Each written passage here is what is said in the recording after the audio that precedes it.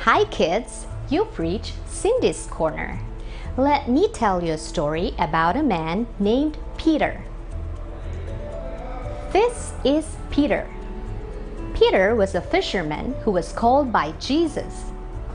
Peter saw the many miracles of Jesus and he heard all of his teachings.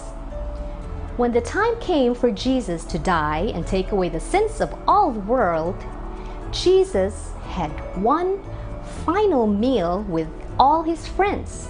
During this time, Jesus told his followers that the time had come for him to leave them. Huh? Peter asked, "Where are you going?"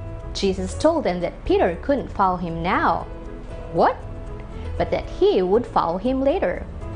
But Peter said, "Why can't I come now? I'm ready to die for you." Jesus said, "Die for me. Peter, before the rooster crows tomorrow morning, you will deny 3 times you even knew me." Then Jesus and his disciples went to the Mount of Olives so Jesus could pray. Along the way, Jesus told his followers that they would all abandon him. Uh-oh. But Peter said, "Even if everyone else leaves you, I never will." Jesus said, "Peter, this very night before the rooster crows, you will deny 3 times that you even know me." But Peter wouldn't believe it and vowed that he would stay with Jesus until the very end. The other disciples vowed the same. Later on that night, Jesus was arrested by men sent by the religious teachers and priests. Peter tried to fight for Jesus. Hi-ya! And he tried to cut off the ear of one of the guards. Ow! But Jesus healed the guard and quietly went with the captors. All the disciples scattered just as Jesus told them they would. The man led Jesus away to the house of the high priest. Peter and another disciple followed them. Peter came to warm himself by their fire. A servant girl noticed him in the firelight. Finally, she said, "This man was one of Jesus' followers." What? But Peter denied it for the first time. He said, "I don't even know him." Oh? After a while, someone else looked at him and said, "You must be one of them." Uh-oh.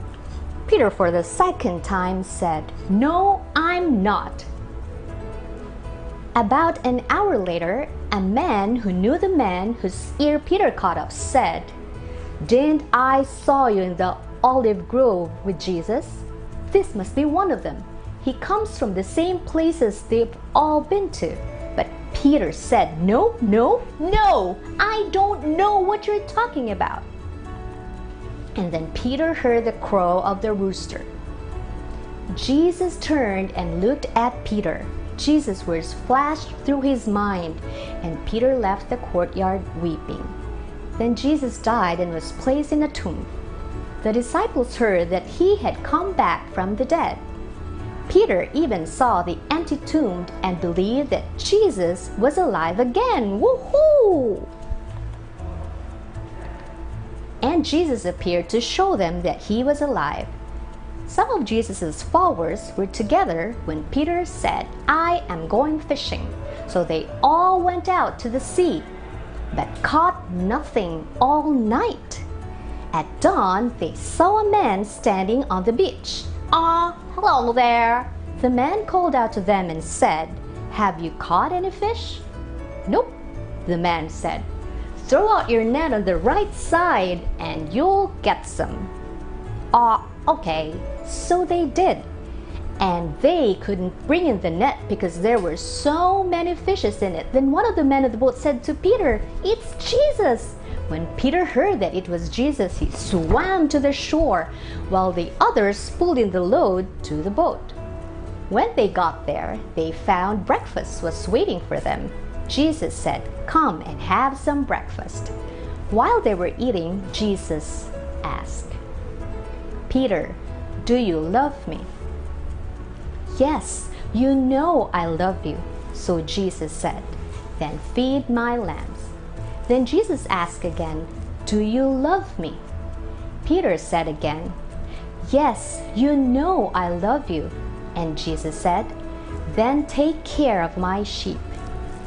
And then the third time, Jesus asked Peter, "Do you love me?" Peter was hurt that Jesus asked a question the third time. So he said, "You know everything. You know that I love you." So Jesus said one last time, "Then feed my sheep." And so Peter went on to feed Jesus' sheep by helping establish a church and by writing books that we can now read in the Bible. And though he denied Jesus, he was forgiven. And many came to know the love and forgiveness of Jesus through Peter. Exodus 20:16 says, "You must not say things that are not true about anyone." But we all do it. Some people tell a lie to avoid shame. I'm sorry, Madam Denise. I could not finish your order last night. Our generator broke down. I forgot. Some people tell a lie to make another person feel happy. Thank you for sending the cookies, Auntie Elaine. They taste so good.